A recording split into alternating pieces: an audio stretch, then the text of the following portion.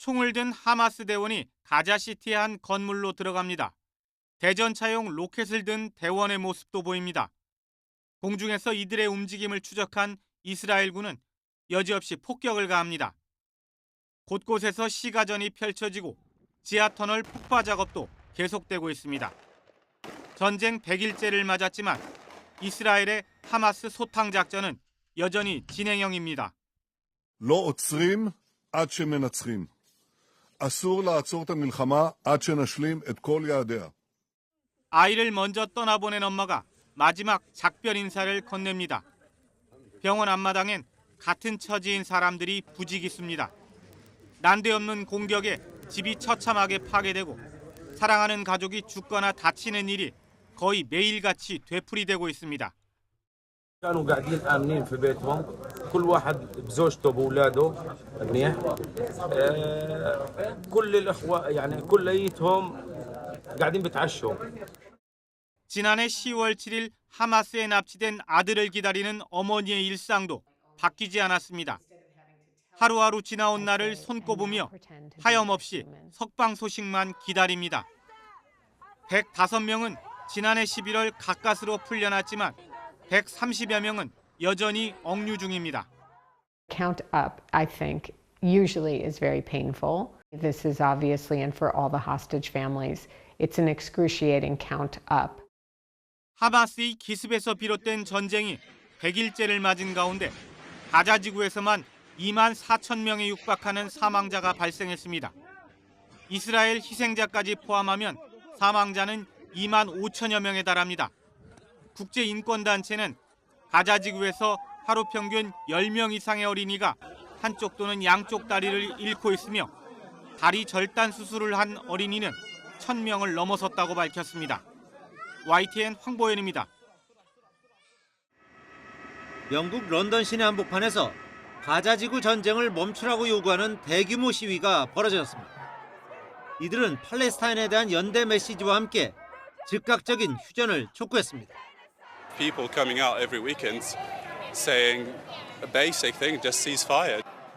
미국 수도 워싱턴에서도 수천 명이 모여 팔레스타인 국기를 흔들며 전쟁 종식을 요구했습니다.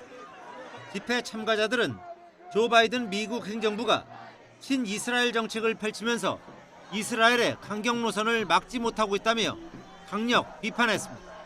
100 days in, and Genocide Joe and most of our government are refusing to call for a ceasefire, and instead they're acting as accomplices. 이들은 휴전이 성사될 때까지 물러서지 않겠다며 미국 정부를 거듭 압박했습니다. That if with the backdrop of genocide, you have still not found it in your moral conscience to call for a ceasefire, you are heartless. 프랑스 파리에서도 수백 명이 모여 즉각적인 휴전과 가자 지구에 대한 봉쇄 해제, 이스라엘에 대한 제재를 촉구했습니다. 가자 지구 내 민간인 피해가 급증하면서 미국은 물론 세계 곳곳에서 휴전을 촉구하며 이스라엘에 대한 노골적 반감을 표출하고 있어 11월 대선을 앞두고 미국 정부의 고심이 점차 깊어지고 있습니다. 이런 가운데 이스라엘 곳곳에서도 인질 석방을 위한 정부의 적극적인 노력을 촉구하는 등 반전 시위가 벌어졌습니다. We once believed that wherever we are, Israel will save us. And now we see the hostages are not being saved. And so we all feel that we've been abandoned. 일부 시위자들은 주요 고속도로를 점거한 채 네타냐후 총리의 퇴진과 새로운 선거를 요구했습니다. YTN 이동호입니다.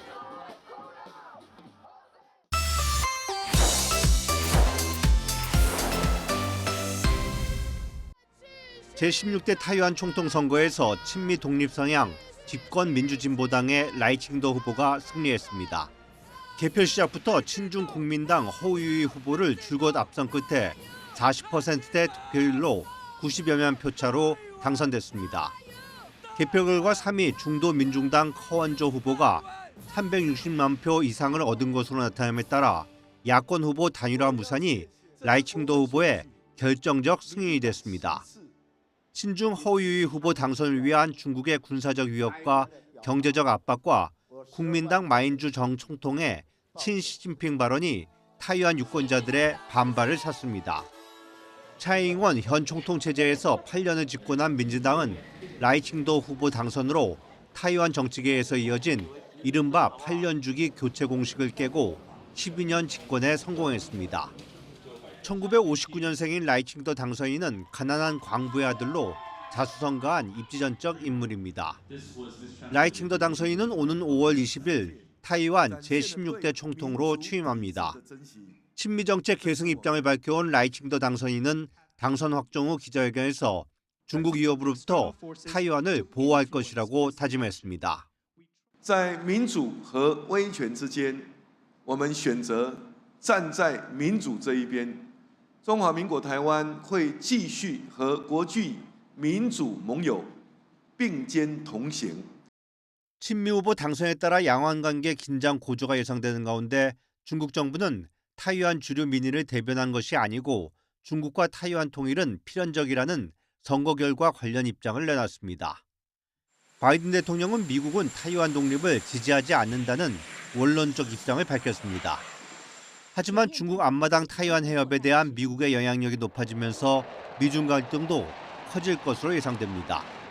타이완은 세계 최대 파운드리 기업 TSMC가 있어 반도체 등 첨단 산업에서 중국을 배제하려는 미국의 공급망 전략에도 힘이 실릴 것이란 분석이 나오고 있습니다.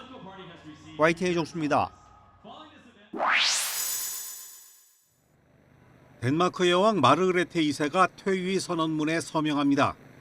83살의 여왕이 즉위한 지 52주년이 되는 날 왕위를 맏아들 왕세자에게 물려줬습니다. 덴마크에서 왕이 스스로 물러난 건 지난 1146년 수도원에 들어가기 위해 왕위를 포기한 에릭 3세 이후 878년 만입니다. 새로운 왕 프레데릭 10세는 별도의 대관식 없이 왕궁 앞을 메운 국민에게 인사했습니다. I dag går tronen videre. Mit håb er at blive en samlende konge af i morgen. 반세기 만에 왕위 계승 현장을 보기 위해 10만 명 넘는 많은 인파가 몰렸습니다. 특히 왕의 유고로 인한 승계가 아닌 덕에 국민은 환호했습니다. Came pretty early to make sure we had a great spot to see the whole royal family, and we are excited. Now we have a king. We've been used to a queen. When he's interacting with the Danish people, he also seemed fairly relaxed. So I think we actually enjoy having him as a king. 퇴위한 마르그레테 2세는 덴마크 사상 유일한 여왕. 지난 2022년 영국 엘리자베스 여왕 서거 후 유럽에서 유일한 여성 주권 군주였습니다. 스웨덴 등 여왕 즉위가 예정된 곳이 있긴 하지만 현재로선 유럽에 여왕은 한 명도 남지 않았습니다. 각종 왕실 스캔들로 말이 많은 영국과 달리 덴마크는 국민의 80% 이상이 군주제를 지지하고 있습니다. 철인 3종 경기를 즐기는 프레데릭 10세는 왕세자 시절부터 소탈한 모습으로 인기가 높았고 호주 출신의 메리 왕비도 적극적인 태도로 호감을 얻고 있다는 평가입니다. 코펜하겐의 티볼리 정원에서는 180년 만에 최대 규모의 불꽃놀이로 새로운 왕과 왕비의 탄생을 축하했습니다. YTN 기정훈입니다. 마을에서 불과 450m 떨어진 곳에서 시뻘건 불꽃과 함께 연기가 치솟습니다. 땅이 갈라진 틈에서는 계속해서 용암이 뿜어져 나옵니다. Hún er svona 100-200 metra, hún lengdist nú meðan við vorum að ljúga. Við fórum í loftið upp úr 8 og horfum á þetta í svona 1,5 tíma, eða tæpa 2 tíma. 용암은 이내 마을로 향합니다. 피해를 막기 위해 만든 방어벽마저 무너지자 주택을 삼키기 시작합니다. 다행히 화산 폭발 전 주민들을 대피시켜 인명 피해는 없었습니다. hlutinni bara gerast hratt og þetta hraun mun því miður flæða hratt í átt að nyrstu byggð í Grindavík. 화산이 폭발한 지역은 아이슬란드 남서부 그린다비크 부근입니다. 이곳은 한 달도 채 안 된 지난해 12월 18일에도 화산 폭발이 있었습니다. 당시 주민 4,000명이 대피했다가 일부가 되돌아왔는데 다시 몸을 피하게 됐습니다. 아이슬란드는 유라시아와 북미 지각판이 갈라지는 판의 경계에 자리 잡고 있어 지구상에서 화산 활동이 가장 활발한 지역으로 꼽힙니다. 지난 2010년 화산 폭발 때에는 화산재가 유럽 전체에 퍼져 항공기 10만 대가 뜨지 못하는 대혼란을 빚었습니다. YTN 유주복입니다.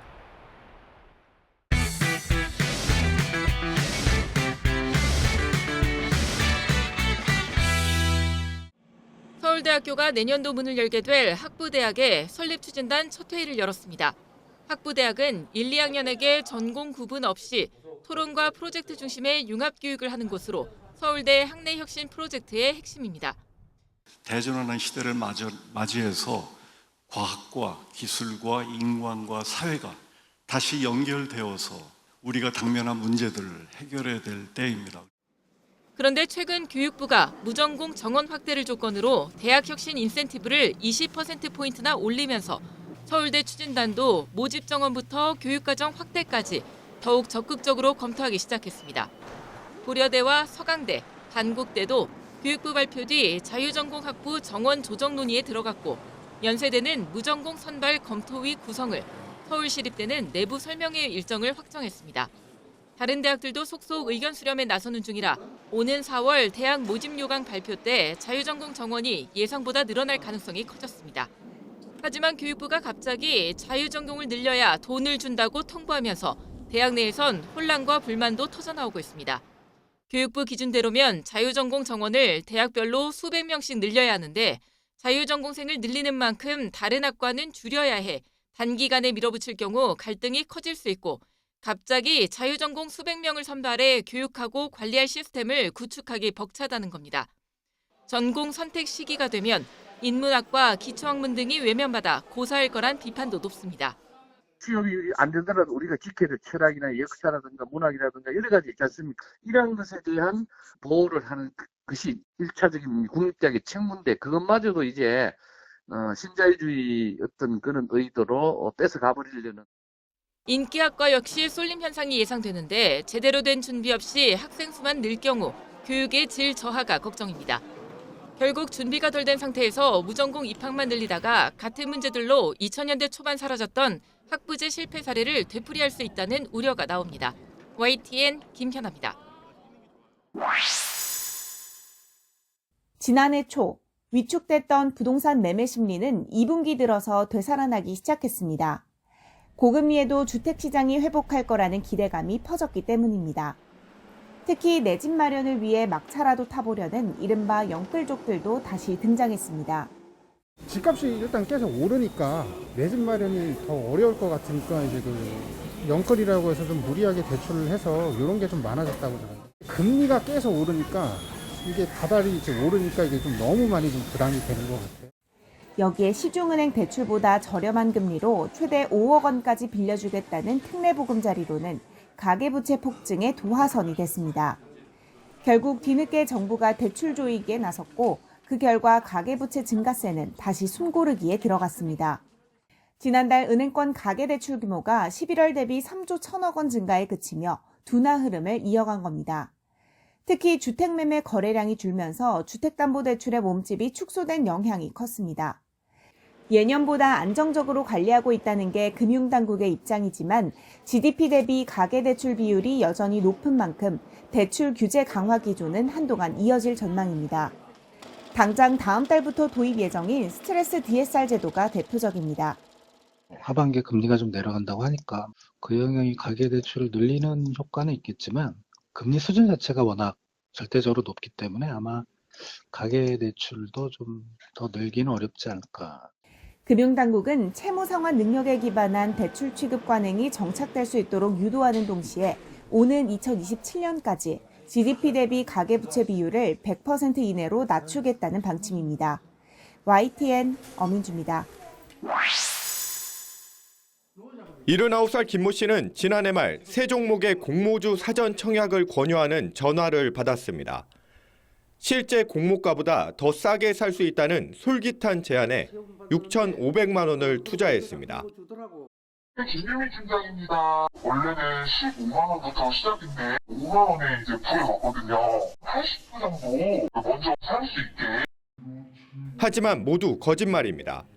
두 개 종목은 아예 상장 계획조차 없었고 상장된 다른 한 개 종목은 주식을 보내주겠다고 속인 뒤 돈만 받고 잠적했습니다.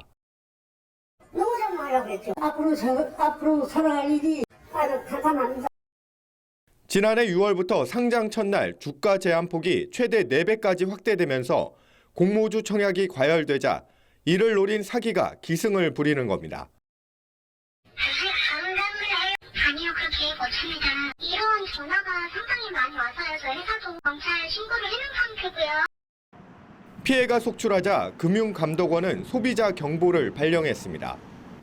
공모주 청약은 증권신고서의 절차와 방법에 따라 진행되는 만큼 전자공시 시스템에 공시된 증권신고서를 반드시 확인해야 합니다. 증권회사를 사칭해서 아니면 홈페이지를 가장해서 이 공모주 청약을 권유하는 거는 불법이거든요. 그런 것들을 좀 주의를 하실 필요가 있고. 또 사기를 당하지 않으려면 공시된 투자 설명서가 아닌 전화나 문자 등을 통한 투자 권유는 피해야 합니다. YTN 송세혁입니다. 지난 11일 대법원은 담임교사가 초등학교 3학년 학생에게 도를 넘는 막말을 반복한 녹음 파일의 증거 능력을 부정했습니다. 파일 속엔 항상 마시가 있다, 뇌가 어떻게 생겼는지 열어보고 싶다 등 다른 학생들이 함께 있는 교실에서 교사가 내뱉은 적나라한 발언이 담겨 있었습니다. 이 때문에 1, 2심은 교사에게 유죄 판결을 내렸지만 대법원은 원심을 파기하고 사건을 돌려보냈습니다. 아동학대를 의심한 부모가 아이 가방에 녹음기를 넣어 몰래 녹음한 만큼 증거로 써선 안 된다는 겁니다.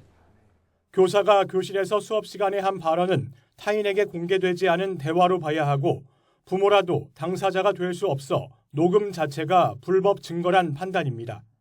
교사 발언이 정서적 학대인지와 관계없이 타인 간의 대화 비밀을 침해해선 안 된다는 통신비밀보호법에 따른 원칙적 판결입니다. 대법원은 그러나 사적 대화가 몰래 녹음됐더라도 대화 당사자가 한 경우엔 증거 능력이 인정된다고 거듭 확인했습니다. 남편의 수협 조합장 선거비리 혐의를 수사하던 검찰이 압수수색으로 확보한 부부간 대화 녹음은 불륜을 의심한 부인이 남편 동의 없이 자동 녹음 기능을 사용했지만 당사자 사이 대화여서 증거로 받아들여졌습니다. 대법원은 다만 사생활 침해 가능성이 큰 경우엔 증거 능력이 부정될 수 있다는 단서를 달았습니다. 결국 사건 실체 입증과는 별개로 증거 적법성을 엄격히 따지는 게 우선이란 결론인데 특수교사 발언을 녹음해 아동학대 혐의로 고소한 웹툰 작가 주호민 씨 사건 등 비슷한 재판에도 영향을 줄 것으로 보입니다. YTN 백종규입니다. 서울의 한 대형마트. 장을 보러 온 직장인에게 유통기한과 소비기한의 차이를 물어봤습니다. 소비기한은 소비를 할 수 있는, 그러니까 판매자가 판매할 수 있는 기간이고 유통기한은 유통하는 기간 아닌가? 잘 모르겠어요. 지난해 도입된 소비기한 표시제도. 1년간의 계도 기간을 거쳐 올해부터 유통기한 대신 소비기한을 표시하고 있지만 아직도 모르는 사람들이 많습니다. 유통기한은 제조일로부터 유통과 판매가 허용된 기간, 한마디로 식품을 팔아도 되는 기간입니다. 소비기한은 보관 방법만 잘 지키면 식품 섭취에 문제가 없는 기간을 말합니다. 보통 유통기한이 소비기한보다 짧아서 먹을 수 있는데도 버려지는 게 많아 음식 낭비와 환경 오염 문제가 거론돼 왔습니다. 소비기한으로 바뀌면서 연간 약 1조 원 규모의 사회적 이익이 기대되고 있습니다. 생산이나 재고 관리 부분에서 예측 가능성이 조금 상승할 수 있는 부분, 이제 수출적인 부분에서 놓고 보면 운송할 수 있는 기간이라든지 이런 것들을 고려한다고 그러면 좀 더 유리한 측면이 있을 수 있겠고. 정부는 두부와 막걸리 등 총 700여 개 품목의 소비기한 참고값을 제시하고 있는데 기존 유통기한보다 많게는 2배 이상 늘어납니다. 하지만 매출 상위 100대 기업 가운데 기간을 늘린 업체는 4% 수준으로 대부분 유통기한을 소비기한으로 표기만 바꿨습니다. 소비자가 가정에서나 보관할 때 온도 같은 게 이제 지켜지지 않으면 식품의 안전 문제 이런 걸 좀 위협할 수 있기 때문에 안전이 식품업계에서는 안전이 최우선이거든요. 최선의 기간을 좀 보수적으로 잡는. 소비기한 사용은 세계적인 추세로 OECD 대부분 국가가 도입한 상태입니다. 결국 소비자와 유통사, 제조사가 소비기한에 대한 명확한 인식을 갖고 보완해 나가는 것이 선결 과제입니다. 무엇보다 소비자가 식품을 섭취하는 기간이 길어진 만큼 엄격한 품질 관리로 부작용을 사전에 방지하는 것이 관건이 될 전망입니다. YTN 김선입니다.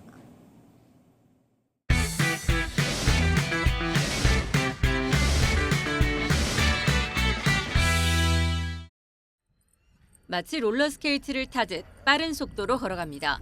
이리저리 방향 전환도 자유롭습니다. 중국의 한 AI 로봇 업체가 선보인 스마트 신발입니다. 신발의 보폭과 이동 속도를 측정하고 제어하는 AI 칩이 탑재돼 최대 3배 정도 더 빠르게 걸을 수 있습니다. 특히 하루에 3만 보 이상 걷는 유통이나 물류업체 근로자를 위해 상업용으로 설계됐습니다. We have a gate-controlled AI chip, which basically measure your stride length, measure, how fast you're moving, where you're turning, how hard you're pushing off the ground, and combine all this information. 욕실에서 흔히 볼 수 있는 거울에도 AI 기능이 탑재됐습니다. 아침에 일어나 가장 먼저 거울 속 나를 만나 하루의 기분을 살펴볼 수 있습니다. How are you feeling today? I'm feeling great today. 한 프랑스 기업이 개발한 이 스마트 거울은 AI를 기반으로 한 고품질 카메라가 탑재돼 피부 상태도 분석해줍니다. We never realized that it's a very important moment that we can take a little bit of time. So that's why we want to put all this technology in your bathroom mirror so you can take care of yourself through all the routine that you do every day. 그런가 하면 집안일을 도울 수 있는 AI 로봇의 상용화도 머지않아 보입니다. 물건을 대신 가져다 주기도 하고 반려동물을 돌보는가 하면 하루의 일정을 알려주기도 하는 로봇 집사를 세계 여러 기업에서 선보였습니다. 이 밖에도 AI가 탑재된 칫솔과 베개, 바비큐 그릴 등 올해 CES에선 인공지능 기술로 인해 달라질 일상의 미래가 더욱 다채롭게 펼쳐졌습니다. YTN 최영주입니다. 올해의 최고 기대작은 세계적인 영화감독 반열에 오른 봉준호 감독의 신작 미키 17입니다. 해외 영화제를 휩쓴 기생충 이후 5년 만에 선보이는 작품으로 미지의 행성을 개척하는 복제인간의 이야기를 다룹니다. 트와일라이트 시리즈로 유명한 배우 로버트 패틴슨이 주인공을 맡는 등 초호화 캐스팅에 더해 1억 5천만 달러, 우리 돈으로 1940억 원의 제작비를 투입한 대작입니다. 거장 박찬욱 감독은 넷플릭스에서 신작을 선보입니다. 박 감독이 제작에 참여하고 공동 집필로 시나리오를 완성한 영화 전라는 조선 최고 무신의 아들과 그의 몸종이 적이 되어 만나는 이야기입니다. 그러니까 사극이고 무협 액션이고 하니까 이제 어느 정도의 규모가 따라줘야 되는 그런 작품이에요. 그런데 넷플릭스하고 이런 문제에 있어서 협의가 잘 되었기 때문에. 안에서 뭐가 나왔다고 이 사람아! 수상한 묘를 둘러싼 기이한 사건을 다룬 영화 파묘는 미국 영화 매체 버라이어티에서 먼저 소개되며 국내외 관객들의 기대감을 높이고 있습니다. 사바하, 검은 사제들을 연출한 장재현 감독의 신작으로 최민식, 김고은, 유해진 등 믿고 보는 배우들의 조합으로 주목받고 있습니다. 이 밖에도 9년 만에 돌아오는 유승환 감독의 베테랑 2와 네 번째 시리즈로 돌아오는 범죄도시 등 후속 작품들도 천만 영화를 조준하며 관객 맞이 준비를 하고 있습니다. YTN 차종윤입니다. 따로 또가치에 나선 가장 최근 모델은 그룹 엑소의 백현입니다.